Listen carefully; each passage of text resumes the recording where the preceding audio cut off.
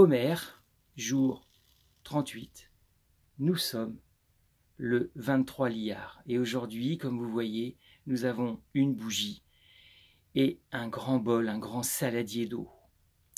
Pourquoi la bougie, pourquoi l'eau? Nous allons le découvrir ensemble à travers la Mishnah 4 du chapitre 3. Rabbi Hanania ben Hanika dit « Celui qui reste éveillé la nuit, qui marche seul sur le chemin et qui tourne son cœur vers la vanité, se rend coupable de mort. » Ici, nous avons un enseignement sur la nuit. Comment on considère la nuit dans notre cheminement. Les sages nous appellent à nous lever la nuit pour étudier la Torah. Les sages définissent qu'il y a des heures spécifiques qui sont excellentes pour étudier la Torah, pour nous permettre de nous concentrer. Donc la bougie, vous comprenez, il n'y avait pas d'éolienne, bien qu'il y ait du vent, pas d'électricité, pas de centrale nucléaire.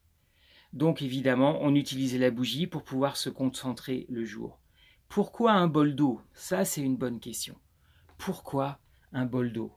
Je vais rallumer la lumière pour que ce soit plus facile. Pourquoi cette eau juste à côté? En fait, ce bol d'eau, les sages nous en parlent et les contemporains de Rashi nous en parlent. Rashi était connu pour pouvoir mettre des heures et des heures dans les études pour être capable de se concentrer pendant des heures et des heures la nuit en dehors de son travail. Vous savez qu'il était vigneron. Et pour ne pas s'endormir, il se mettait les pieds dans l'eau pour pouvoir rester concentré et ne pas s'endormir.